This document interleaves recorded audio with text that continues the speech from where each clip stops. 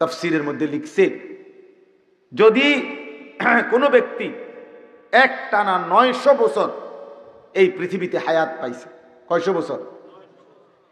এই 900 বছর সে আল্লাহর নাফরমানি করছে, ধরে নেন এক আল্লাহর নাফরমানিতে কাটাইছে, কিন্তু 900 বছরে 1 সেকেন্ড 1 মিনিট কোনোদিন সে কোনো দুঃখ কষ্ট যন্ত্রণা পায় না। ধরে নেন 900 বছরে কোনোদিন কাঁদে নাই, 900 বছরে কোনোদিন মাথা ব্যথাও হয় না, 900 বছরে একটা কাঁটার আঘাত করে নাই, কোনো কষ্ট পায় না, সুখের সাগরে ভাসছে। কয়শো বছর? কিন্তু আল্লাহর নাফরমানি করে কাটাইছে। চুরি ডাকাতি জিনা ব্যভিচার মদ জুয়া নারী সুদ ঘুষ অশ্লীলতা বেহায়াপনা অসভ্যতা। আহা, তাফসীরের মধ্যে লিখছে এই 900 বছর পরে এই নাফরমান খোদার কসম তার যখন মৃত্যুর যন্ত্রণা শুরু হবে, সাকরাতুল মউত, কি শব্দটা কি? এই সাকরাতুল মউত যখন শুরু হবে, মৃত্যুর যন্ত্রণা, এখনো জান কবজ করে নাই, জান কবজ পরে, আজরাইলের জান কবজ পরে, কবর পরে, হাসরের ময়দান পরে, মিজান ফুলসিরাত এগুলা বাফ পরে, জাহান্নাম পরে। বেটা আল্লাহর কসম তাফসীরে লিখছে 1 সেকেন্ডের মৃত্যুর যন্ত্রণা এই নাফরমান বেঈমানের 900 বছর ভুলে যাবে সে। পরের সেকেন্ডে তাকে যদি বলা হয়, হে আল্লাহর বান্দা, বিগত জীবনটা তুমি খুব আরামে কাটাইছো না, আল্লাহর কসম সে বলবে, আয় রব, আয় মাওলা, আমি জীবনে সুখ কি জিনিস আমি কোনোদিন দেখি নাই, আনন্দ কাকে বলে মাওলা আমি জানি না। ছেলেরা ভাই, তোমরা মোবাইলটা নাম হাতে ধইরা মোবাইল রেকর্ড করো না। এত রাত্রেও কিছুটা সময় মোবাইল থেকে নিজেকে বিচ্ছিন্ন রাখলে ভালো। আসলে এটার মধ্যে অনেক আলোক রশ্মি আছে, এর দ্বারা বিজ্ঞান এবং শারীরিকভাবে ক্ষয়ক্ষতিও হয়, আর মানসিক ক্ষয়ক্ষতির তো কোনো সীমাই নেই। আরবি ভাষায় একটি গুরুত্বপূর্ণ প্রবাদ আছে, আল আইনু মিরআতুল কলব, চোখ অন্তরের আয়না। চোখকে বলা হয় অন্তরের আয়না। মানুষ এই চোখে যা দেখে, যখনই দেখে, সেই চোখের দেখা প্রথম অন্তরে এসে জমা হয়। আর চোখের দেখা যদিও ক্ষণিকের জন্য মিলিয়ে যায়, অন্তরে যে জমা হয় এটা তৎক্ষণাৎ মিলায় না। অর্থাৎ মহিলাটা তো অটো দিয়া পার হয়ে গেছে, আমি দেখছি এক নজর, চোখের দেখা তো শেষ, কিন্তু ওই দেখাটা যে নজর অন্তরে এসে জমছে, এটা ছিল অনেকক্ষণ, এটা ছিল অনেক। মোবাইলের এই ছবিটা তো পলকে হয়তো আরেকটার দিকে চলে গেলাম, চোখে দেখছি হয়তো 30 সেকেন্ড 1 মিনিট, কিন্তু হৃদয়ে জমে আছে 1000 মিনিট, 1000 মিনিট। এই জন্য এই নজর, এই চোখ দিন রাত এই মোবাইলের উপরে পড়ে থাকলে দোস্ত, এটা হৃদয়ে এসে বারবার জমা হয়, আর এই হৃদয় সারাক্ষণ তখন গুনাহের পরিকল্পনা করে। আল্লাহ নবী সাল্লাল্লাহু আলাইহি ওয়াসাল্লাম বলছেন, জিনা শুরু হয়, ব্যভিচার শুরু হয় কোত্থেকে? চোখ থেকে। জিনাল আইনে আন নাজর, তাহলে ব্যভিচার, অসভ্যতা, অশ্লীলতা, বেহায়াপনা শুরু হয় চোখ থেকে, চোখে দেখার পর থেকে। আর মাঝখানে আরো কিছু অঙ্গ ব্যবহার হয়, কান দিয়ে শুনে, জিহ্বা দিয়ে বলে, হাত দিয়ে ছুঁয়ে দেয়, পা দিয়ে এগিয়ে যায়। কিন্তু এগুলো যদি ব্যবহার নাও হয়, আল্লাহ নবী সাল্লাল্লাহু আলাইহি সাল্লাম বলছেন, ওয়ান নাফসু ইয়াহওয়া ওয়া ইয়াতামান্না, অন্তর ভেতরের চাহিদা এটা আকাঙ্ক্ষা করে, পরিকল্পনা করে, গুনাহের ছক সাজায়। এরপরে আর কি কি করা দরকার, এই নারীকে নিয়ে, ছবি নিয়া, অশ্লীল দৃশ্য নিয়া, উলঙ্গপনা, বেহায়াপনা। তো এক পর্যায়ে অন্তরের এই পরিকল্পনা চলতে থাকে। নবীজি বলেন এরপরেই ওয়ুসাদ্দিকু যালিকাল ফারজ আও ইউকাযযিবুহু, লজ্জাস্থান সেই জেনাটাকে, ব্যভিচারটাকে চূড়ান্তে পরিণত করে বা করে না, মানে অন্তরের পরেই লজ্জাস্থান, লজ্জাস্থান, এরপরের ধাপই লজ্জাস্থান। রাসূলুল্লাহ সাল্লাল্লাহু আলাইহি সাল্লাম বলছেন। এই জন্য এই অব্যাহত নজর, অব্যাহত। প্রথম তো লাগছিল গুনাহের এক ফোঁটা, কিন্তু এই ধারাবাহিক তাকানো, চেয়ে দেখা, এই কলিজার ভিতরে অন্ধকারটা বড় করে ফেলে। আর এই সারাক্ষণ অস্থির দৃশ্য দেখতে দেখতে, নারী ছবি, মোবাইল, ধীরে ধীরে অন্তরে বিভিন্নমুখী হারাম পরিকল্পনা হতে হতে, নাউজুবিল্লাহ, শুধু বুঝার জন্য বলতেছি, কোনো কিছু না মিললে শেষ পর্যন্ত নিজের হাত নিজের লজ্জাস্থানে নাপাক ব্যবহার করে, হারাম বীর্যপাত করে, এই জেনা এবং ব্যভিচারের এই গুনাহ চলতে থাকে। একটা সময় জীবনও যায়, যৌবনও যায়, শরীরের সক্ষমতা, যৌবনের ক্ষমতাটাও নষ্ট হয়, আখিরাতটাও বরবাদ হয়ে যায়। খাসিরাত দুনিয়া ওয়াল আখিরা, এই অপদার্থ তখন দুনিয়াও হারায়, আখিরাতও হারায়। লাহুম আযাবুন আলীম ফিদ দুনিয়া ওয়াল আখিরা, সরাসরি আল্লাহর ওয়াদা। ইন্নাল্লাযীনা ইউহিব্বুনা আন তাশিআল ফাহিশা ফিল্লাযীনা আমানু লাহুম আযাবুন আলীমুন ফিদ দুনিয়া ওয়াল আখিরা। সূরা নূরের আয়াত 18 নম্বর পারা।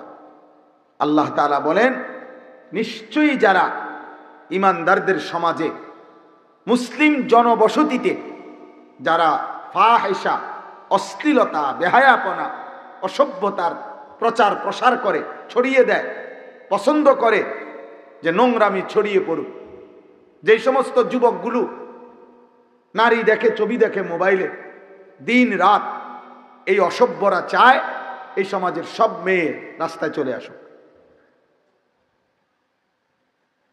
যেই সমস্ত লম্পট নারী দেখে অভ্যস্ত, নাটক, সিনেমার জিনা ব্যভিচারের দৃশ্য দেখে অভ্যস্ত, ওদের চাহিদাটা কি? ওদের চাহিদা হলো বেশি থেকে বেশি নারীরা বেপর্দা হোক, সে আরো দেখুক। তাহলে আল্লাহ তাআলা বলেন, যারা এটা পছন্দ করে যে মুসলিম সমাজে অশ্লীলতা ছড়িয়ে পড়ুক, অশ্লীলতা মানেই হলো, ফাহিশা মানেই হলো আয-যিনা ওয়া মা আশবাহাহু, জিনা, ব্যভিচার এবং নারীর সাথে সম্পৃক্ত যত গুনাহ, এটারে বলে ফাহিশা, ফাহশা, ফাওয়াহিশ। এজন্য আল্লাহ বলছে, ওয়ালা তাকরাবুজ যিনা ইন্নাহু কানা ফাহিশা, জিনা ব্যভিচারের কাছেও যেও না। কেন? ইন্নাহু কানা ফাহিশা, নিশ্চয়ই জিনা, ফাহিশা, অশ্লীলতা। একের সরাসরি তাফসীর আল্লাহই করে দিয়েছেন। জন্য আল্লাহ তাআলা বলে, যারা ফাহিশা ছড়িয়ে দেয়, মানে জিনা ছড়িয়ে দেয়, ব্যভিচার ছড়িয়ে দেয়, আল্লাহ বলেন আমি আল্লাহ ওয়াদা দিলাম, ওই নাফরমানদেরকে বললাম, লাহুম আযাবুন আলীমুন, তাদের জন্য রয়েছে অত্যন্ত কঠিন আযাব, ফিদ দুনিয়া ওয়াল আখিরা, দুনিয়াতেও আখিরাতে। এজন্য অসৎ যুবক, চরিত্রহীন যুবক তোরে আল্লাহ বেইজ্জতি করবে, মনে রাখ। সাফ কথা, আমি পরিষ্কার বলি, আমি হইলে আমারেও, তুমি হইলে তুমি, পাঞ্জাবিওয়ালা হলে পাঞ্জাবিওয়ালারেও, টুপিওয়ালা হলে টুপিওয়ালারেও আল্লাহ তারে বেইজ্জতি করবেই করবে দুনিয়াতে। যদি তওবা না করে যদি গুনাহ থেকে না ফিরে, যদি আল্লাহ মাফ না করে, তাকে আল্লাহ লাঞ্ছিত করবে দুনিয়াতে। আল্লাহর ওয়াদা এটা, ফিদ দুনিয়া ওয়াল আখিরা, সরাসরি ওয়াদা।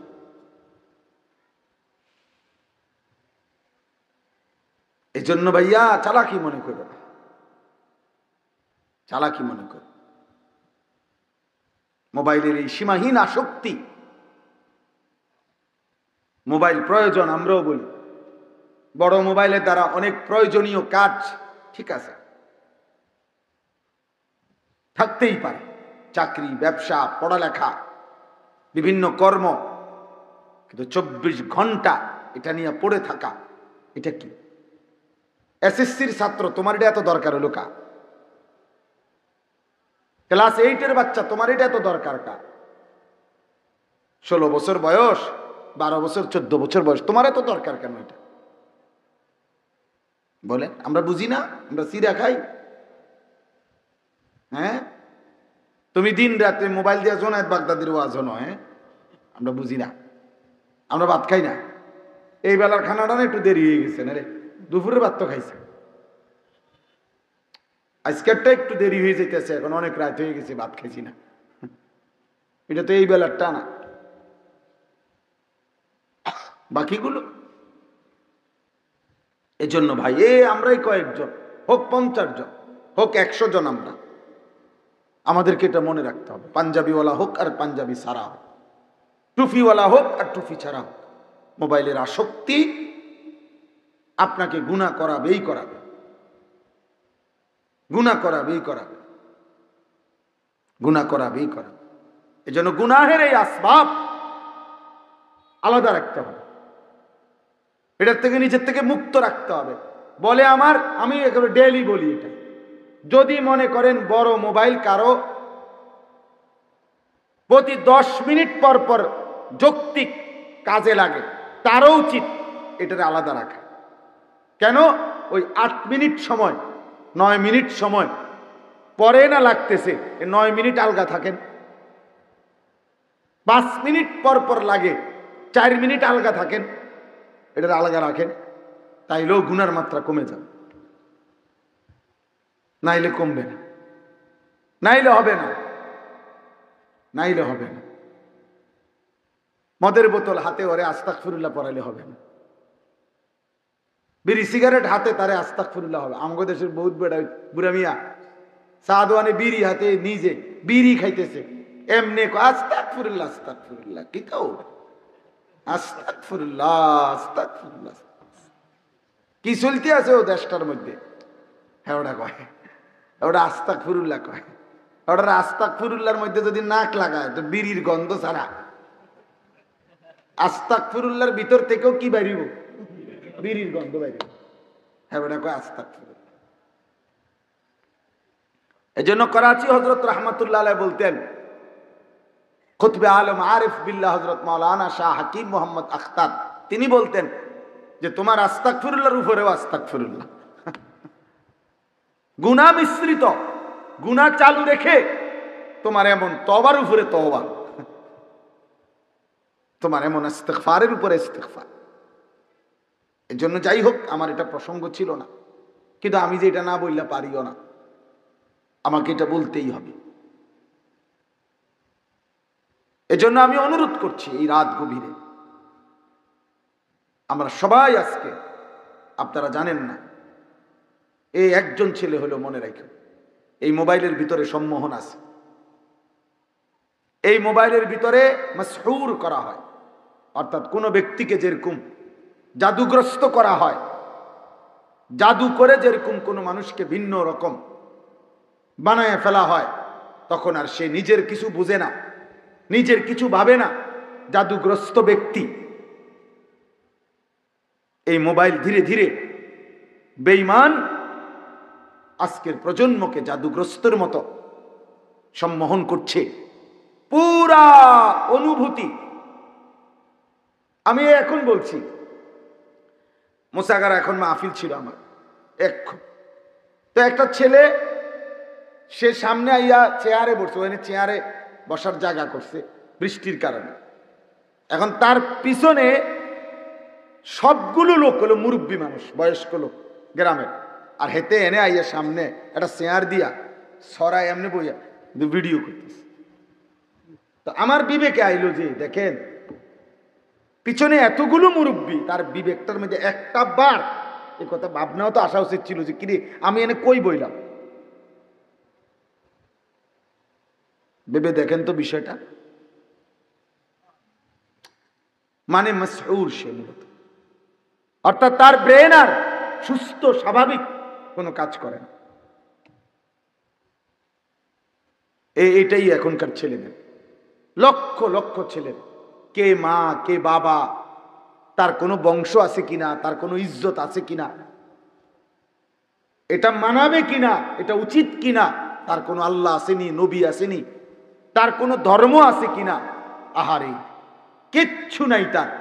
তার মোবাইলটার দ্বারা সে এমনভাবে নিয়ন্ত্রিত যে এটাই তাকে হাসায়, এটাই তাকে কাঁদায়, এটাই তাকে ডিজাইন করে দেয়, এটাই তাকে সাজায়, এটাই তাকে হাঁটায়। আর ভিন্ন কিছু তার নাকি, কে তার আল্লাহ, কে তার নবী, কে তার মা, কে তার বাবা, কিচ্ছু জানে, কিচ্ছু জানে।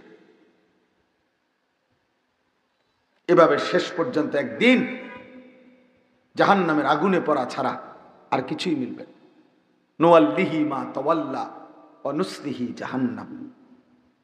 আল্লাহ তাআলা কোরআনে বলছেন, আমার যে বান্দা আমার রাসূলের বিরুদ্ধাচরণ করবে এবং আমার ইমানদার মুত্তাকি বান্দাগণ যে পথে চলে সে পথের উল্টো পথে চলবে, খোদার কসম আল্লাহ বলছে আমি তারে সেই উল্টো পথেই চালাবো এবং সেই উল্টো পথেই একদিন জাহান্নামে ফেলবে।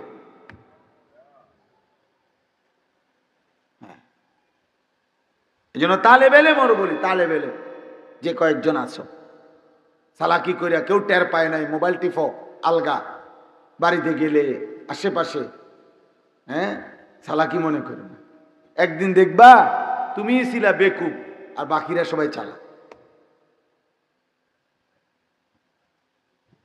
বাকি বন্ধুরা সবাই চালাক ছিল, তুমি বোকা ছিল যে নিজের পায়ে নিজে কুড়াল মারছ।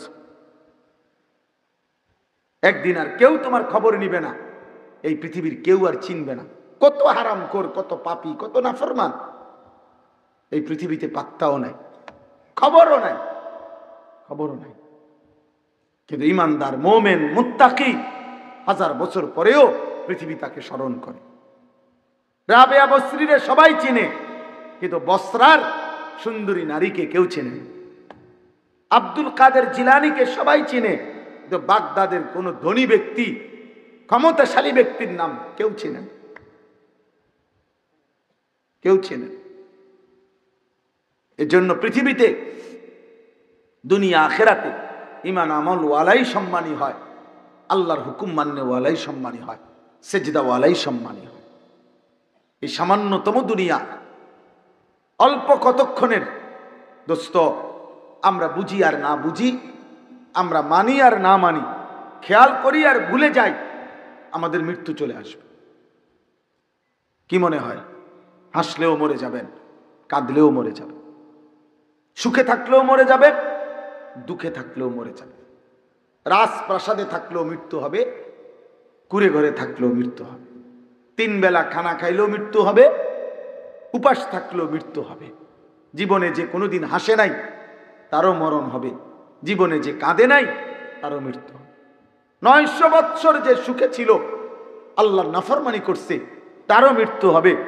950 বৎসর নূহ নবী ঈমান আমলের উপরে ছিল, ওনারও মৃত্যু হয়েছে। হয়েছে কিনা? তাহলে 950 বৎসর পরের মানুষটাও যেহেতু মরতে হয়েছে, তো তুমি আমি মরতে হবে না? আমার কাছে কিতাব আছে, ওই কিতাবে স্পষ্ট আছে হযরত নূহ আলাইহিস সালামকে জিজ্ঞেস করা হয়েছিল মৃত্যুর পূর্বে, হে নবী নূহ, উনি তো পৃথিবীতে ছিলেন 950 বছর, ফালাবিসা ফীহিম আলফা সানাতিন ইল্লা 50 আমা, কোরআনের আয়াত। আল্লাহই বলছেন 950 বছর ছিলেন। মৃত্যুর পূর্বে ওনারে জিজ্ঞেস করছে, হে নবী নূহ, দুনিয়াতে আপনি কতক্ষণ ছিলেন? মৃত্যুর মুহূর্তে হযরত নূহ আলাইহিস সালাম বলতেছেন, একজন ব্যক্তির একটা ছোট্ট ঘর ছিল, ধরে নাও যে ঘরটা এত ছোট, তো ওই ঘরের দুইটা দরজা, লাহু বাবান, এই দুই দরজার এক দরজা দিয়ে ঢোকে আর আরেক দরজা দিয়ে বাহির হয়। উনি বলেন, আল্লাহর কসম, আমার কাছে মনে হইতেছে আমি যেন ওই ব্যক্তির ছোট্ট ঘরে এক দরজা দিয়ে ঢুকলাম, আরেক দরজা দিয়ে বাহির হইলাম, মাঝখানের যেটুকু সময় এই ঘরের এই পাশ থেকে ওই পাশে যাইতে আমার এখন 950 বছর, এতটুকুই মনে হচ্ছে। 60 বছর কি মনে হবে? 70 বছর তখন কি মনে হবে ভাইয়া, যদি 950 বছর এতটুকু মনে হয়? এই জন্য আজকে যে আয়াতটা আমি পড়ছি, এই আয়াতের বক্তব্য এটাই, এক নিশ্চিত সত্য, এক চিরন্তন বাস্তবতা, এক অনিবার্য সত্য। এই পৃথিবীর বন্ধু শত্রু, ইমানদার বেঈমান, আস্তিক নাস্তিক, প্রাণী পশু জন্তু জানোয়ার মানুষ মাখলুক যা কিছু, যে সত্যকে সকলেই স্বীকার করে, তার নাম মৃত্যু। এক ছোট্ট পিঁপড়াও মৃত্যু বুঝে, এক মশাও মৃত্যু বুঝে, এক কুকুরও মৃত্যু বুঝে, যার কারণে লাঠি দেখলে কুকুরও দৌড় দেয়, লাঠি দেখলে বিড়ালেও দৌড় মারে, পিঁপড়াটাও বাঁচতে চেষ্টা করে, একটা মশাও উড়াল দেয়, বাঁচার চেষ্টা করে। তাহলে মৃত্যু এমন একটি সত্য যেটা আমাদেরকে গ্রহণ করতেই হবে। তো আল্লাহ তাআলা এখানে বলেন, বান্দা তুমি বুঝো কিংবা না বুঝো, আনুগত্য করো আর নাফরমানি করো, ইবাদত করো আর অবাধ্যতা করো, তুমি হালাল খাও আর হারাম খাও, তুমি সেজদা দাও বা না দাও, একদিন সত্যি সত্যি সাকরাতুল মাউত, এই শব্দটাই শুধু আমি বললে শেষ, একদিন মৃত্যুর যন্ত্রণা চলে আসবে প্রত্যেক মানুষকে। ভাইয়া আল্লাহ বলছে, জাআত সাকরাতুল মাউত বিল হক, সত্য সত্য মৃত্যুর যন্ত্রণা হবে, আসবে।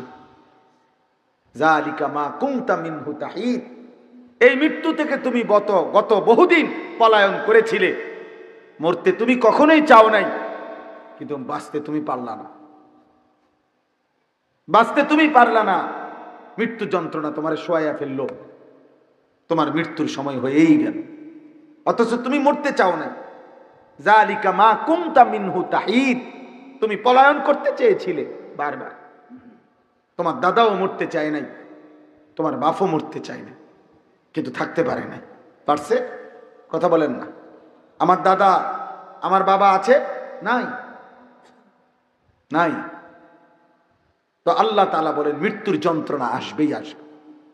প্রিয় ভাই, এই কথাটাই আমি বুঝাইতে চাই, আমাদের প্রত্যেক অনুগত অবাধ্য ইমানদার নাফরমান, আমাদের প্রত্যেকের একটি নির্ধারিত সময়ে মৃত্যুর যন্ত্রণা শুরু হবে, সাকরাতুল মাউত যেটারে বলে। আর সেই মৃত্যু যন্ত্রণায় সে আমাদেরকে ধরবে, সেটা গ্রহণ করতে হবে।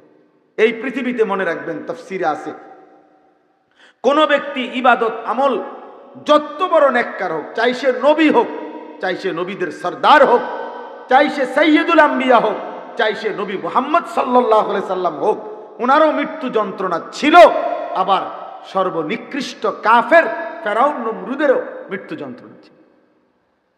মৃত্যু যন্ত্রণা থেকে কেউ মুক্তি পায় না। মুহাম্মদ আরবি সাল্লাল্লাহু আলাইহি ওয়াসাল্লাম, ওনারও মৃত্যুর যন্ত্রণা হয়েছে, ফেরাউন নমরুদেরও মৃত্যুর যন্ত্রণা। মৃত্যু যন্ত্রণা থেকে কেউ মুক্তি পায় না। হাদিসের মধ্যে আছে, আম্মাজান আয়েশা রাদিয়াল্লাহু তাআলা আনহা বলেন, রাসূলুল্লাহ সাল্লাল্লাহু আলাইহি ওয়াসাল্লামের ইন্তেকালের পূর্ব মুহূর্তে নবীজি সাল্লাল্লাহু আলাইহি সাল্লামের কপাল মোবারক, চেহারা বারবার ঘামে ভিজে যাচ্ছিল। উনি বলেন, আমি বাটিতে করে পানি এনে দিছি, নবীজি তার ডান হাত মোবারক বারবার পানিতে ভিজাচ্ছিলেন, আর এই ভেজা হাত কপালে আর মুখে মুছতেছিলেন, আর নবীজি একটার পর একটা বারবার বাক্য বলতেছিলেন, আল্লাহুম্মা আইন্নি আলা সাকারাতিল মাউত, আয় আল্লাহ মৃত্যুর এই যন্ত্রণার মুহূর্তে আমারে সাহায্য করেন। আল্লাহুম্মা হাফিন আলাইয়া সাকারাতিল মাউত, আল্লাহ আমার মৃত্যু যন্ত্রণা সহজ করে দেন। নবী এরপরে বলছেন লা ইলাহা ইল্লাল্লাহ, আল্লাহ আপনি ছাড়া আর কোনো ইলাহ নাই। ইন্না লিল মাউতে সাকারাত, এরপরে নবী বলছেন হায় মৃত্যুর বড় যন্ত্রণা। আমার মনে হইতেছিল নবী যেন বলতেছিলেন হায় আল্লাহ আমি এক নিষ্পাপ নবী, আমি আপনার মাহবুব, আমি আপনার বন্ধু, আমি আপনার কলিজার টুকরা, আমার আপনার এত প্রিয় মাহবুব হয়ে আমার মৃত্যুর যন্ত্রণাই যদি এমন লাগে আমার কাছে, আমার গুনাহগার উম্মতের মৃত্যু যন্ত্রণা কেমন হবে।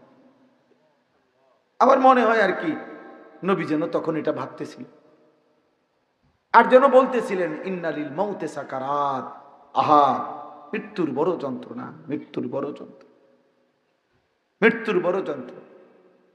এক ইমানদার, তিনি সাইয়্যিদুর রাসূল, তিনি আমাদের নবী সাল্লাল্লাহু আলাইহি ওয়াসাল্লাম। এজন্য এই পৃথিবীর সর্বশ্রেষ্ঠ ইমানদারেরও মৃত্যুর যন্ত্রণা হয়, মৃত্যুর যন্ত্রণা। রাসূলুল্লাহ সাল্লাল্লাহু আলাইহি সাল্লামের একজন সাহাবীর উদাহরণ দেই। নবীজির একজন বিখ্যাত সাহাবী ছিলেন হযরত আমর ইবনুল আস রাদিয়াল্লাহু তাআলা। আমর ইবনুল আস অনেক বড় সাহাবী, মিশর বিজেতা সাহাবাদের মধ্যে উল্লেখযোগ্য সাহাবা যারা, তার মধ্যে উনি একজন। এই সাহাবী মিশর বিজয় করেছিলেন, ইসলামের ইতিহাসে বড় বড় যুদ্ধের সেনাপতি ছিলেন তিনি। নবীজি সাল্লাল্লাহু আলাইহি সাল্লামের ঘনিষ্ঠ একান্ত সহচরদের একজন ছিলেন আমর ইবনুল আস রাদিয়াল্লাহু তাআলা আনহু। ওনার ছেলে আব্দুল্লাহ, তিনিও সাহাবী ছিলেন, আব্দুল্লাহ ইবনে আমর ইবনুল আস। এই ছেলে আমর ইবনুল আস যখন মৃত্যুর মুখে, নবীজির এই সাহাবী মৃত্যুর মুখে যখন ওনার শেষ অবস্থা, আমরা কিতাবে পড়ছি, আমার কাছে কিতাব আছে, গাড়িতেই আছে, ওয়াজাআত সাকরাতুল মাউত বিল হক, এই আয়াতের উপরে একটা কিতাবে আছে আমার কাছে, এইটার থেকে আমি পড়ছি এগুলো। আরব বিশ্বের একজন বিখ্যাত আলেম ডক্টর আয়েজ আল কারনি, বর্তমান সময়ের একজন খুব নামকরা জনপ্রিয় আরবি লেখক আয়েজ আল কারনি, ওনার লেখা কিতাব অনেক সুন্দর। আলেম যারা আছেন আপনারা পড়লে পাগল হয়ে যাবেন, এত এত সুন্দর লিখছেন, এত ভয়ঙ্কর আবেগ দিয়ে লিখছেন উনি। তো হযরত আমর ইবনুল আস, আব্দুল্লাহ ইবনে আমর ওনার ছেলে, মৃত্যুর মুখে ওনারে বলতেছিলেন আব্বা আপনার মৃত্যুর যন্ত্রণাটা, এই ভাই শুনেন এই 5টা মিনিট, আর মৃত্যুর যন্ত্রণাটা আপনার কাছে কেমন লাগতেছে এখন।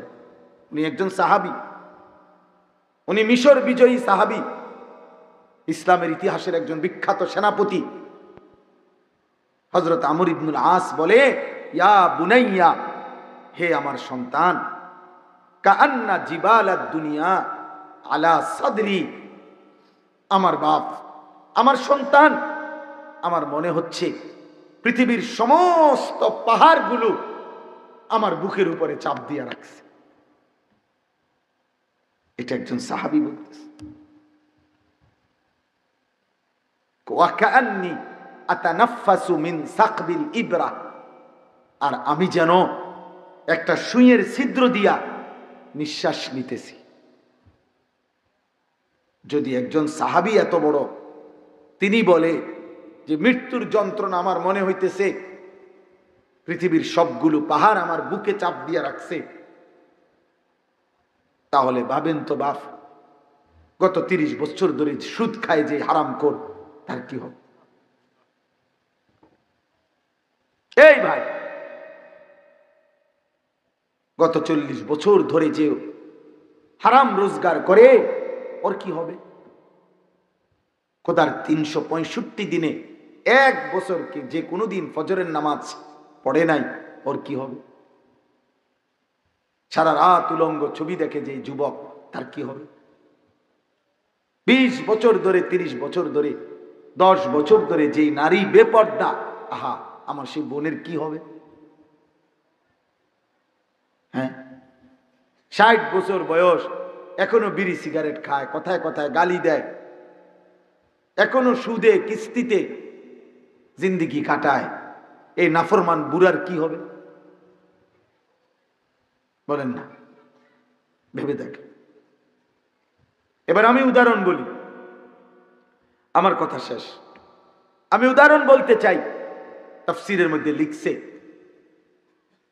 দোস্ত এই শেষ উদাহরণটা শোনেন। তাফসীরের মধ্যে লিখছে, যদি কোনো ব্যক্তি একটানা 900 বছর এই পৃথিবীতে হায়াত পাইছে, কয়শো বছর?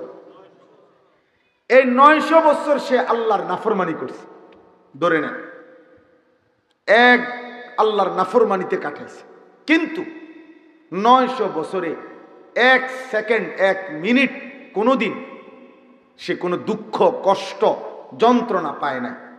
ধরে নেন 900 বছরে কোনোদিন কাঁদে নাই, 900 বছরে কোনোদিন মাথা ব্যথাও হয় না, 900 বছরে একটা কাঁটার আঘাত করে নাই, কোনো কষ্ট পায় না, সুখের সাগরে ভাসছে। কয়শো বছর? কিন্তু আল্লাহর নাফরমানি করে কাটাইছে। চুরি ডাকাতি জিনা ব্যভিচার মদ জুয়া নারী সুদ ঘুষ অশ্লীলতা বেহায়াপনা অসভ্যতা। আহা, তাফসীরের মধ্যে লিখছে এই 900 বছর পরে এই নাফরমান খোদার কসম তার যখন মৃত্যুর যন্ত্রণা শুরু হবে, সাকরাতুল মউত, কি শব্দটা কি?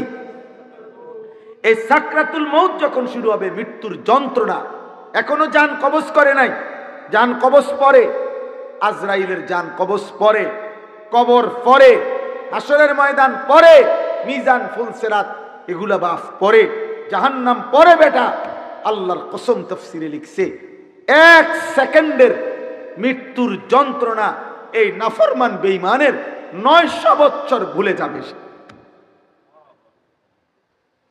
পরের সেকেন্ডে তাকে যদি বলা হয়, হে আল্লাহর বান্দা, বিগত জীবনটা তুমি খুব আরামে কাটাইছো না, আল্লাহর কসম সে বলবে, আয় রব, আয় মাওলা, আমি জীবনে সুখ কি জিনিস আমি কোনোদিন দেখি নাই, আনন্দ কাকে বলে মাওলা আমি জানি না। 1 সেকেন্ডের মৃত্যু যন্ত্রণা তার 900 বছরের সুখ ভুলায় দেবে, ভুলায় দেবে। অতএব এতটুকুই কথা। ওয়াজাআত সাকরাতুল মাউত বিল হক, আল্লাহ বলছে সত্য সত্য বান্দা, তুমি খেয়াল করো আর না করো, মৃত্যুর যন্ত্রণা আসবে। তুমি যতই পলায়ন করতে চেয়েছিলে, সে তোমার কাছে আসবে। আসবে তো? কথা বলেন, আসবে তো? অতএব প্রিয় ভাই নওজোয়ান, বয়স্ক বাবা, ওলামায়ে কেরাম, আমিও আপনিও সবাই মিলে নিজের জিন্দেগির আরেকবার হিসাব করে। রাত 1টা বাজে, তাহাজ্জুদের সময়, গভীর রাত, মধ্যরাত পার হয়ে গেছে। আল্লাহ তাআলার রহমত আর মাগফিরাতের ফোয়ারা জোয়ার এই সময় থাকে। এজন্য চলেন দিল থেকে দোয়া করি, আল্লাহ যেন আমারও মাফ করে দেয়, আল্লাহ যেন আমাদের সকলকে মাফ করে দেয়। প্রিয় নওজোয়ান, চরিত্রহীন হইও না, কেউ মনে রাখতো না। এ নারী দেখা, ছবি দেখা, উলঙ্গ দৃশ্য দেখা, সুদ ঘুষ কিস্তি হারামের মাধ্যমে আল্লাহর নাফরমানি করে কাটাইবা। হ্যাঁ, তুমি জানো নি ফেরাউন নমরুদের নাম কোনো কুত্তাও নেয় না, কুত্তাও নেয় না। আবু জাহেল আবু লাহাবের নাম কুত্তাও নেয় না। ওরা ক্ষমতাধর ছিল, সম্পদওয়ালা আছে, সম্পদওয়ালা আছে। কারুনের নাম কোন কুত্তার নামও নাই।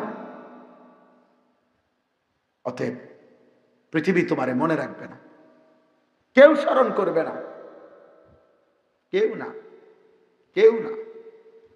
যেই নর্তকী দেখছো, আল্লাহর কসম, ওই নর্তকীরে যাইয়া যদি বলো কোনোদিন যে তুই বেডিরে দেখছি আমি গত 3 বছর 5 বছর, তোর ছবি দেখে দেখে আমার জীবন শেষ করছি, তুই কমপক্ষে আমার একটা ধন্যবাদ দে, ও বলবে একটু ঘুরে খারা। এই বেডি বলবে তুই কদ্দুর ঘুরে দাঁড়া, এর ঘুরে দাঁড়াইলে ফাঁসাতে একটা লাথি দিব, তো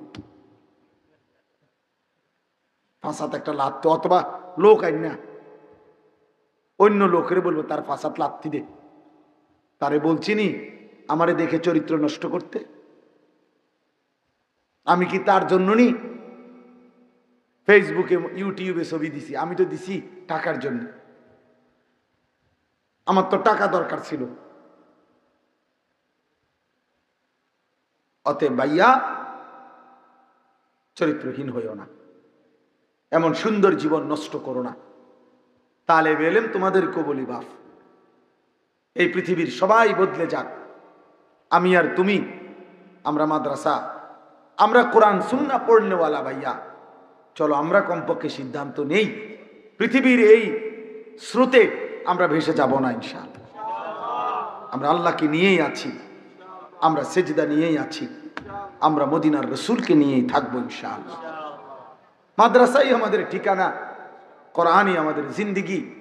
আল্লাহ নবী দোয়া করতেন, আল্লাহুম্মা জাআলিল কোরআনা রাবিআ কলবি ওয়া নূরা সাদরি ওয়া জালাআ হুজনি ওয়া যাহাবা হাম্মি। নবী দোয়া করতেন, আয় মাওলা আমার হৃদয়ের বসন্ত বানিয়ে দেন কোরআনকে, আমার বুকের আলো বানিয়ে দেন কোরআনকে, আমার দুঃখ বেদনা যন্ত্রণার উপশম বানিয়ে দেন কোরআনকে। কোরআন যেন আমার দুঃখ ভুলায় দেয়, কোরআন যেন আমার কষ্ট যন্ত্রণা উপশম করে দেয়, কোরআনই আমার জিন্দেগি বানায়। আমার শায়েখ আল্লামা মুফতি মুশতাকুন নবী কাসিমি হুজুরকে আমি বহুত শুনছি, হুজুর বলে, আল্লাহ কোরআনকে আমার গায়ের ওড়না বানায় দেন, আমার গায়ের ওড়না বানায় দেন, আমার গায়ের রুমাল বানায় দেন। আল্লাহ যেন আমাদের প্রত্যেকের জীবন কোরআনের সাথে, নবী সাল্লাল্লাহু আলাইহি সাল্লামের সুন্নাতের সাথে, ঈমান আমলের সাথে কবুল করেন। আলহামদুলিল্লাহি রাব্বিল আলামিন।